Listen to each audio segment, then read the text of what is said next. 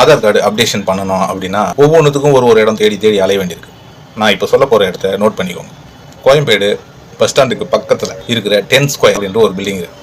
அதுக்குள்ள ஆதார் சேவா கேந்திரா அப்படின்னு ஒரு அலுவலகம் செயல்படுது. இங்க போயிட்டீங்கன்னா ஒரே டயத்துல உங்களுக்கு தேவையான எல்லா அப்டேஷனும் பண்ணி கொடுக்குறாங்க. உதாரணத்துக்கு உங்களுக்கு நேம் சேஞ்ச் பண்ணணும், குடும்ப அட்டையில ஒன்று இருக்கும், ஆதார் கார்டில் ஒன்று இருக்கும், படிச்ச சர்டிஃபிகேட்ல ஒன்று இருக்கும். அதே மாதிரி அட்ரஸ் பார்த்தீங்கன்னு வச்சுக்கோங்க, ஒவ்வொன்றும் ஒவ்வொரு இடத்துல இருக்கும். பழைய போட்டோவா இருக்கும், ரேகை பதியாது ஒரு சிலருக்கு.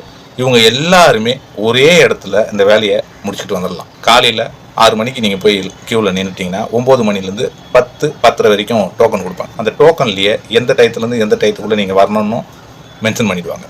இதை ஃபாலோ பண்ணிவிட்டு நீங்கள் போய் அந்த டோக்கனை வாங்கிட்டு வேறு எதனா வேலை இருந்தால் கூட போயிட்டு அந்த குறிப்பிட்ட டயத்துக்குள்ளே நீங்கள் அங்கே போனீங்கன்னா டோக்கனை வாங்கிட்டு ஒரு ஃபார்ம் கொடுப்பாங்க.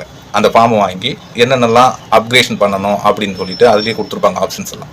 அதெல்லாம் ஃபில் பண்ணி நீங்கள் கொடுத்துட்டு 110 ரூபா பே பண்ணீங்க அப்படின்னா உங்களுக்கு அங்கே ஒரு டோக்கன் நம்பர் கொடுத்துருப்பாங்க, வரிசை நம்பர் கொடுத்துருவாங்க. அது மூலயமா அவங்க அனௌன்ஸ் பண்ணுவாங்க. நீங்கள் நேராக போனீங்கன்னா வித்தின் 5 மினிட்ஸில் எல்லா வேலையுமே முடிச்சுட்டு வெளியே வந்துடும்.